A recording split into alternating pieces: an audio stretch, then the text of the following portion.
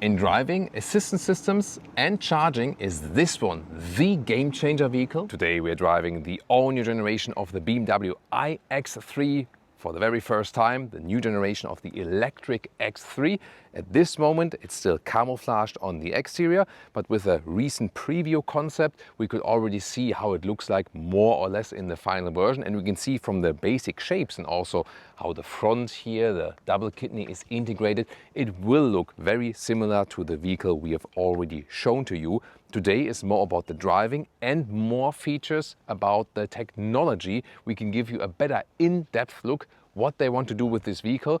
This is not only for the electric X3 but also for the new upcoming electric 3 Series and for many other new EVs, because this one here is the Neue Klasse, means new class.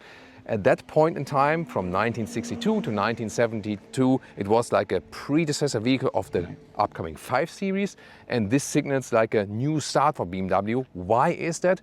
This is not only, about the exterior concept, it's also about the interior and the software architecture. So the battery is of course placed in the lower part of the vehicle, and usually that gives you the problem with new EVs.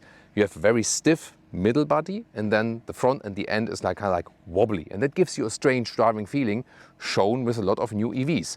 So BMW said, hey, we want to have the same or even better driving experience like we have with our combustion engines from all that experience over the decades in electric vehicles. So what they did here now is use the battery as like stabilizer in the vehicle, but then extend it a little bit, this stabilization, to the rear and the front end to make it as linear from the stiffness, from the rigidity, like a combustion engine vehicle. So they say that they make the riding with this EV then more predictable, like we know from combustion engine cars, plus adding software intelligence to make it actually predictive. So this one here, from all the drivetrain integration, how the brake intervention works, acceleration, everything is 10 times faster with the new so-called Heart of Joy electronic control unit. And that makes actually, like for example, when you make an evasive maneuver, makes it more smooth. So you don't have to go that far out to either side. You make a more like smaller evasion curve, so to speak. And the engineers say or promise that this one then drives even more different than all the EVs we had so far, and even better, especially when you do something, like an evasive maneuver, something that has to be done quick. And now a pedestrian safety test. So at this moment I play that I'm not paying attention and running this pedestrian off, and here automatic evasive maneuver. And you might ask or might wonder, we were staying in the lane. If the car would affect, we exceed the lane and maybe face the oncoming traffic or something, in that case, it would have been an emergency braking. But when the car sees there is a, let's say, more comfortable, better solution than emergency braking, because then maybe someone can, run into your car or something like that. So it always depends, on the situation. Either emergency braking, or for example, when you have the ACC, the cruise control set, then it would have been in emergency braking. But when I drive myself and for some reason not paying attention, then we do this evasive maneuver. And we're really looking forward to how the driving feeling then really conveys to the vehicle, because honestly, a lot of EVs we've been driving, we felt, that feels kind of off. And when you drive a BMW 3 Series, just as a base 320i or something, the base petrol, and you think everything about this car feels right in driving, in the chassis, And I'm looking forward to that exact feeling in an electric BMW. And I'm really looking forward to if this works with this vehicle, which will drive more or less the same here as X3 in an electric way, or also as the future 3 Series and so on. Here, by the way, 21-inch wheels, so rather larger wheels. This will have a base suspension here today, so this is even more interesting. So we are driving the base spec, like an X-Drive 50, so to speak, without any special super suspension. There will be other suspension types later on available, but it's even more interesting how this one drives with a base suspension indeed. As for the battery, there are no communicated kilowatt hours figures yet, but here, as the charging flap, we can say that the charging has increased significantly. About 20 minutes from 10 to 80% state of charge, 400 kilowatt peak, and they promise about 350 kilometers or 220 miles of range in about 10 minutes. And this sounds pretty good. I already saw a charging demonstration earlier, which we were not allowed to film. And this works very well like at holding that peak. Then the charging curve drops a little bit, holds that peak about 200 kilowatt, and then it drops further. But this will allow us like very, very quick charging on the go at the 400 kilowatt charging station. 800 volt technology. And we can expect, of course, even slightly bigger battery. And they say that everything is increased by 30%. So also 30% more range, for example. A realistic range, I would not take from the WLTP figure, not from the EU driving cycle, because that promises 800 kilometers. The EPA figures, like the US figures, say it will be about 6 or 40 kilometers or around 400 miles. And I think that is a realistic figure then for a new iX3. And I think we can work with that kind of range. And the charging flap, by the way, will automatically open. So you either open the door, go there and it's already open, or you have the phone in your pocket as the car key. And then the car knows, wait a minute, you have the car key as the phone here. You move to the charging station, move back again. That's probably when you want to have the charging flap open, and it opens automatically. BMW will also offer a DC wall box with 19 kilowatt peak for use at home, together with vehicle to load, vehicle to grid, so all the different functions. They will also start with a project in Germany in cooperation with E.ON, with the energy provider, where they also introduce this vehicle to grid function, where you can directly buy it as a customer concisely. Behind these aero wheels, by the way, still of course the discs, which you will probably almost never use, because they say now they have a better blending, or almost no blending at all is needed, because 98% of situations will be covered by recuperation when you decelerate the vehicle. So we will hardly never use the real brakes, that they don't collect rust and so on. They sometimes apply the brake pads a little bit to get rid of like superficial rust or something like that. But in most situations it will be recuperation, but without you noticing it. So using the brake pedal, they will optimize it, that you will always have the recuperation without noticing. Also a very interesting concept. And I said that all the brake interventions, drive system and so on, 10 times faster. About the assistance systems, they will be 20 times faster than before. So there's also another step as for the semi-autonomous driving, level 2 features and so on. BMW meanwhile also offers level 3 features at the limited speed for certain vehicles. So much more to expect also as for assistance systems. And here now, before we start driving, in-depth cockpit perspective. First of all, here a new form of steering wheel. You can grip in there. I'll also tell you more about it while driving. So this has a very cool grip to it indeed. So good for sporty driving. Classic stalk columns behind it. On the steering wheel, and these buttons here on the left, for example, here it shows when it detects a parking spot and automated parking. I was not a friend of it yet, because at the end of the day, in most situations, I would say I'm quicker myself in parking in. But maybe this car can convince me to be lazy. Let's see about that. So this is like a parallel parking situation, and I have here this hotkey on the steering wheel. I can just press here. Start reverse parking, okay, and I don't even have to look at the screen. Here's like an additional visualization, but you see the only thing I did was hitting 2 buttons at the steering wheel. And you see it works relatively quick, and if you're not trained in parallel parking, I think you couldn't do it quicker. I mean, maybe like, yeah, Leah's already said she will only use this function and she will never park herself again. This was very accurate, and the gap here it's quite tight, so there's not much space in the front, and the same way you can actually also park out again, which we can actually also do. Start leaving space, okay. There we go.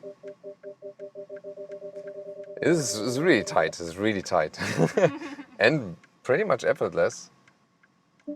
One more time, maybe. Yeah, one more time. And it's really relaxed, So there we go. I can take over and get out. And of course, this is like the European situation. Let's also test the US situation, more with the parking boxes. And here you can also switch between the individual parking spots here in the infotainment system. Maybe go for this one or this one. And I might also think all these cars are parking forward, so I select forward parking and press start. You can also control it here in the infotainment, depending on what you like better. Or here when you have like a certain choice, for example. And maybe forward parking makes more sense because you want to access the trunk for luggage and so on. Then also this is possible. And it's in a way scary. It's so accurate actually. And the car is not afraid of damaging itself, you know, because the car usually knows what it's doing exactly. But here, especially when you have like a long hood and so on, maybe you're not sure 100%, but the car is sure 100% and does this parking also in a quite flawless way. You have more buttons. They give some kind of feedback. Here's, for example, for the volume, but it's not that it would be like a real button, you know what I mean? So it's like one button field, and then you have this artificial feedback, so to speak. Here you can slide up and down, but you can also press lower and upper at least. So that's to me a little bit more likable. So we have this central infotainment system right here. Climate unit is integrated. Sadly, no physical climate knob, but it's easy to hit relatively. It's also like in the freestanding, and also the way here from the steering wheel to the climate unit is relatively short. For steering wheel heating and seat heating is right here, also with these clicks, and that's also improved. You have the fan speed right here, so, and this stays in this layer and you can still see the map, so you don't have to go into the separate climate menu for that, so that's not needed. And I think that's a step forward. Then the map here, you can see there's more or better CPU power behind it, and it's also actually quite quick. And you can have like these individual layers above that, like for weather, or here's some driving mode selections. And on the left side, I can soon show you that. Here, deactivating the speed beep is always then here on the left side, a hotkey in the infotainment system. And then there comes this integration of the so-called Panoramic Vision. We have here, for example, you can see this additional layer in the top. And the key here is that this lower part of the windshield is darkened out. And then there's a monitor, basically in the very far area here. And this is the mirroring of this monitor. It's pretty interesting. And we can also individualize everything. For example, here in the sport mode, you can see it not only changes in the infotainment, but also then in this panoramic vision. Here, for example, with these red accentuations. On the left side, we have speed and range and percentage of the battery. Then here in this case, in the sport mode, we have some power figures and so on. And of course, if I go back to other modes, it will change accordingly to that. And we can also individualize here the panoramic vision. To go here, configure, and then you can see you have individual gadgets. You can also all delete them. And then you can pick, I want weather there, time, connection, a BMW M logo. But you can also individualize like which exact position, like for example, weather here or the time there. And then it's also mirrored there in the front. I wouldn't do that while driving because that can be distracting. But the thing is that you set up it once with your user account, and then it's also saved together with your user account. So one more time in the close-up, how I put these individual tiles in there, and then you have your additional layer in the cockpit. And this again from the driver's perspective, steering wheel and then the infotainment, and then you have this additional layer there. You will then also have an additional head-up display, which will be even further away. And the advantage of this system is that you have already the classic instruments as the panoramic vision, more individualization, and also that it's more in the far away focus. That is a good thing. What comes handy, for example, here next to the normal view, then you can have your GPS map guidance, the BMW internal guidance, here, for example, in the middle part. And you can also switch through these things here at the steering wheel. And then you can control this middle menu from the steering wheel. For example, the trip meter. You can also, here have this dynamic view, sport mode.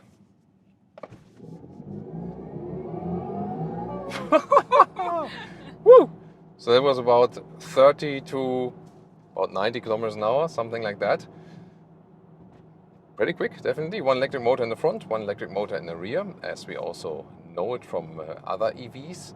And I mean, this will be like a rare situation where you really floor it all the way out. More situations will be that you maybe switch a little bit between accelerating and decelerating. And this is the particularly interesting thing about this one here. So when you slightly on the brake, it feels really linear. But even if you're a little bit hard on the brake, that feeling doesn't stop. And even if you've seen the speed there, I was pretty strong on the brake already, but there was still the recuperation. As I said earlier, 98% of the situations will be covered by recuperation and not by the friction brake. And this is a very interesting thing, you know, because you don't really feel it. And we can even test that further. For example, we can go to the personal mode. That was initially in the sport mode, best boost. And if we go to the, there we go, configure the personal mode, of course, maybe don't do that while driving next time. So here in the driving experience setup, there we go. And then we can, for example, set a high recuperation. When I let go of the throttle, there's a strong recuperation. And then there's no special feeling that, this is just a recuperation. But even more interesting is when I use the recuperation and then hit the brake, it's still a linear deceleration feeling and you don't feel any transitions between anything. That's pretty cool. And this is also the thing about this vehicle in general. It feels smooth in every aspect, like when you decelerate, when you accelerate, but also when you go left and right. And that's very interesting because it's maybe like a feeling of a combustion engine which is tuned on a sportier way, that you just have like a board on the road that is moving. And this is something that I explained to you earlier, that we have this very stiff chassis with the battery, but it's also extended to the front and the rear. And we have it sometimes that we drive the new electric vehicles and they feel a little bit off. They don't present a unity in driving. That's always what we praise about the vehicle when it feels really good in driving, like a 3 Series, for example. You just take the 2-liter 4-cylinder and you just drive it and say, that fits to each other. You know, everything feels right from the chassis. And it's really hardly achieved in the electric vehicles. And here the thing is then, when I steer it also left and right, this is still a base suspension and the car doesn't shake up much to the left or the right. At the same time, it's also not that uncomfortable. And now even more important, what you cannot see so far, Leah is sitting behind me actually. And there she is. And yeah, we've been talking earlier, and usually, for example, we were shuttled to this event in the iX and sitting in the rear. And we thought like, maybe not the most pleasant experience when the driver is driving sporty. But I've been doing like some acceleration and doing left-right maneuvers and so on. And especially when you sit in the rear, it's not that good. Maybe talk to your kids, then you know what I mean. But Leah actually looks fine. She's smiling and she feels all right. And you have this combination of a lot of weight, electric vehicle, strong acceleration, a lot of G-force being applied. At the same time, you also feel well as a driver, passenger, and even in the rear. And that is rarely achieved. You know, that's the thing that is most astonishing to me here, also in the roundabout, left and right. And it almost feels like the steering is off because the car stays so upright. And you know, we have been covering a lot of vehicles with special suspension technologies like special anti-tilt bars, active suspension where you have hydraulic control of each individual wheel, only to achieve that the car is always remaining upright. And the special thing about driving this one here is the car feels remaining upright and controlled and stable with the base suspension. There is, there's like a little bit in addition to this standard suspension. So we have like a, how would you say, hydraulic cushion? Hydraulic rebounds. Hydraulic rebound. Yeah, Steven is a test engineer sitting behind me. He has to sit behind me, next to me. For Leah's behind me and Steven is next to me for legal reasons, because this is like an official test vehicle here. So we have a hydraulic rebound. This is maybe making this suspension so special. So that's a pretty cool feeling for only a base suspension. And now I understand why BMW had no worries to present us base suspension vehicles here, because usually when manufacturers invite us to these driving occasions, they put full spec vehicles, like with the most sophisticated suspension technology there is available and so on, because they want to show off what's possible. But here, actually, a lot is possible already with the base suspension. To me, this is a pretty cool thing. Steering itself, we can set dynamic or comfort here, and this is something I've been giving from you also back to BMW as a feedback. We have wished for, let's say, like a normal comfort mode where we can set a dynamic steering, because sometimes people say, I like the sport mode because of the steering, but I don't want to have the engine revving all the time, especially also when you talk about combustion engines.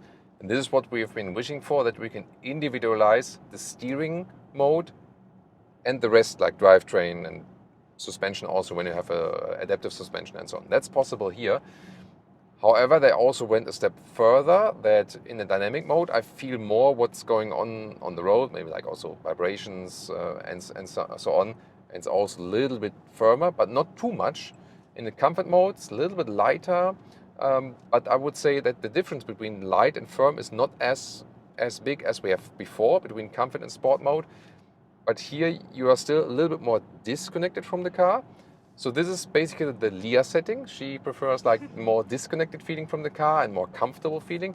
And dynamic is the Thomas setting, where I say I want to feel the car, I want to feel what's going on the road and so on. And I still seek this stronger connection to the vehicle, So that's an interesting new approach to that. I also like these new, grip holes here in the steering that makes you, you can hold on tighter to the steering wheel actually to control it. Of course, some will still drive this way, I cannot recommend it. So this actually makes you having this 3 o'clock, 9 o'clock grip, which I recommend anyways, So, but this definitely helps doing that. I mean, we discussed about the UX part and in the interior part. We can discuss about that separately maybe, but in driving, you tend to rather look at the head-up display with the speed and so on. Sometimes you look there maybe in the middle part. You have this 3-layer approach in here.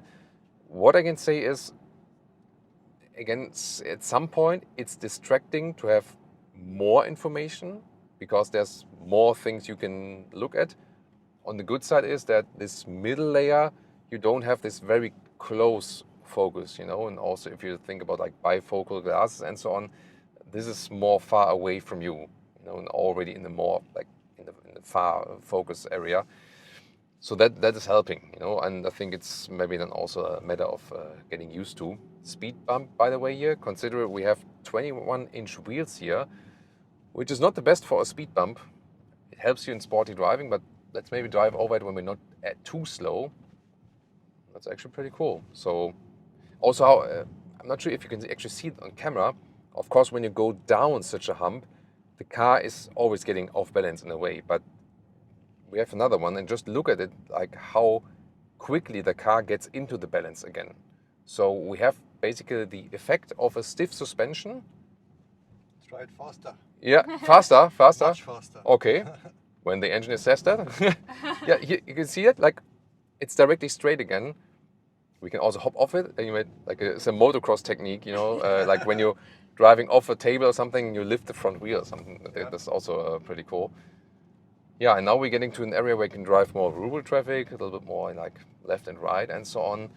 But I think the main takeaway is already that this more connected feeling works, and that the car feels, in a way, less EV, but on the other hand, more EV. And what do I mean by that? So it feels less EV in the sense of that you don't have this disconnected chassis feeling, what we have with some electric vehicles.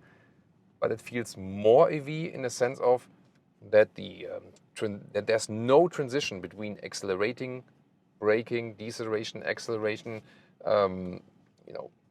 vertical, lateral, everything. All the movements are, you can, as you like, use a pen and draw the lines somewhere, and this makes it feel more EV and less combustion engine.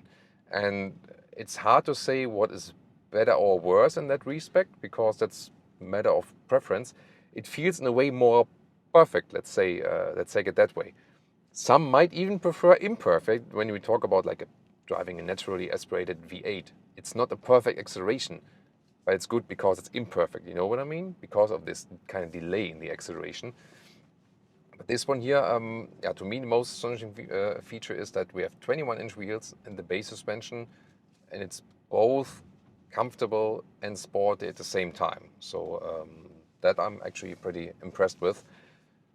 Gotta say, I still gotta get used to all the additional UX features. I would have wished that things got easier, but that's not necessarily the case. But maybe we'll learn more about that over time. So one more time, we switch to the sport mode and show you some more dynamic cornering. Also talking about this effortless in driving. And here I'm taking these corners here with maximum speed that is allowed, and it feels like I could drive double the speed, honestly. There's no effort in it, actually. And look at, I don't have to do much on the steering, and this feels like on rails, honestly. So, I mean, we really went through that with 70 kilometers an hour, so maximum that was allowed. I literally felt like I could have done like, I don't know, 120 or something like that. And even more astonishing is the Leah meter behind me, because she's smiling all the time. Steven is also giving thumbs up. Accelerating out of the corner, also incredible. And I mean, there are of course also always cars that are faster and whatever, you know, and supercars. But here you have a, let's say, standard compact or mid-size, depending on the country definition, SUV. And it's still driving like a sports car on rails. And see here, I hardly do anything on the throttle. I hardly do anything on the steering wheel. At the same time, I have great speed. And Leah is smiling. I mean, usually when we drive like so sporty, and especially with SUVs or especially with electric vehicles, and even worse, the combination SUV plus electric vehicle with that weight and with this higher building form, Leah at some point would say like, Thomas, that's enough, stop. And I mean, she's sitting behind me at the rear seats. And again, rear seats are always worse for driving, and rear seats are better for the driver. Does the car have shoulder massage? Now it has, you know. That would maybe something. So yeah. So if you want us to tell the engineers something what you have as a feedback for BMW, then feel free to do so as in the comments. Yeah, I mean, one of the feedbacks that worked was the individualized driving mode with the individual steering setting, for example. And to me, the coolest thing is really, no matter what we do, if we drive straight, if we go really sporty in the corners, but also over speed humps in the city, it's 21-inch wheels. That was usually a rough feeling, plus the base suspension, and it feels like it would be like this super sophisticated hydraulic suspension and so on, because this combination of stiffness of the vehicle and these predictive electric systems kind of even out that. And even if I do some slalom here, yeah, it feels just like on rails. And that's again bringing back to this driving conclusion thing, that it's more perfect in driving, definitely more perfect than the 3 Series is. It still has fun in its own way. So driving a 3 Series will still be fun in the classic combustion engine way. And this is like a new kind of fun. And I wouldn't necessarily say that one is better than the other. It's personal preference, but both have like a distinctive feeling to it, indeed. So that's the most astonishing feeling to it. And some things that were criticized and, you know, rightful criticized before with EV driving are kind of diminished. Now about more assistance systems. Special thing here introduced with this new vehicle will be, we're driving 20 kilometers an hour at the moment. In the city, we can activate an automatic lane changing here. So this is like city driving because of these low speeds. And this wasn't possible before. And also there's a car in front of us, but also close one behind us. So when I go back into that small gap again, before that wasn't possible because the car was thinking, maybe the gap isn't large enough. But now even smaller gaps are actually possible. And then if we imagine a motorway situation here, for example, at 80 kilometers an hour, so like 50 miles an hour. So you remember from our recent 5 Series reviews that we have the possibility here to look into the mirror to induce lane changing. But here there's a new feature, and this is like working together with what you do yourself and with the assistance systems. So I can either just use the turning indicator like I did with this city lane change, but I can now also not use the indicator Very important for BMW customers. You know, there's like this urban myth out there that BMW customers would never use their turning indicator. Especially non-BMW customers say that. But hey, you really don't need it anymore in this case, because now you can actually do the following. You can look to the mirror and just, you know, steer a little bit, and then there's automatically the indicator. Once again, left mirror plus a little bit on the steering wheel here, and the indicator is activated, and the rest of the lane change is also being done automatically. And I was doing it, you know, visibly actually, but it even works when I just do it slightly. There we go. See here, just a small grip on the steering wheel, looking to the mirror, and then I can save myself from turning the indicator myself. Yeah, do you like that feature? That's always working here with the real automatic one. When I'm, for example, here I'm driving a little bit faster than the car in front of us, and then, or want to drive faster, and then here suggestion is done just by looking into the mirror, also hands-free. It's level 2+, so I'm still responsible. Now, for example, another suggestion, I look to the right mirror, and there we go, back again. And then we have another all-new feature, and this is the so-called cooperative braking. And that means usually when I hit the brake, the assistance system is cancelled. But here, for example, if I want to adjust something myself slightly or so, I can be slightly on the brake, and the assistance system is now picking up again. So here I'm slightly on the brake, I lift the brake, and then the assistance system is active again. It's not cancelled. At all times you can just press the button here on the left on the steering wheel and cancel it yourself. So that's the possibility. Or you can also, when you just really quickly hit the brake like this, it's not pleasant for the passenger, of course, but by that you could also still cancel it, or you press it not that firm, but 3 times, like blub, blub, blub. This is another way to cancel it. Or then again, as I said here, just hit the left thumb on the steering wheel. And by the way, you can also deactivate this function completely. If you don't like the function, like this cooperative braking, can also be deactivated in the menu, and it stays off then also at the next restart.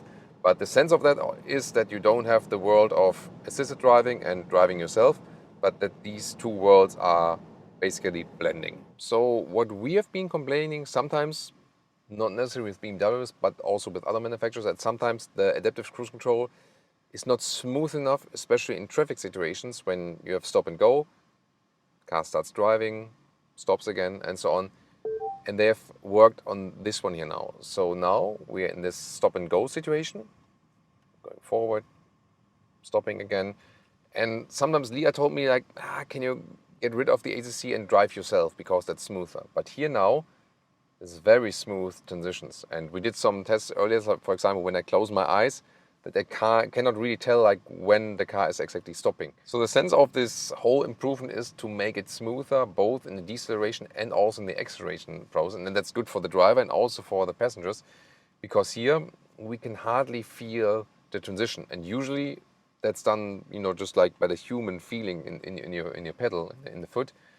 And here you can really say, like, hey, I can relax, especially in a traffic situation, and it's really like slightly starting again, and also slightly stopping again. And Leah nods from the rear, says, yeah, that's definitely improved.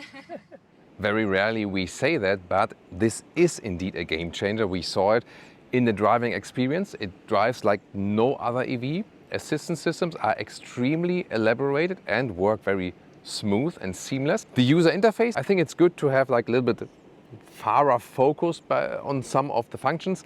I'm not entirely convinced that we need this overload in 3 layers. You know what I mean?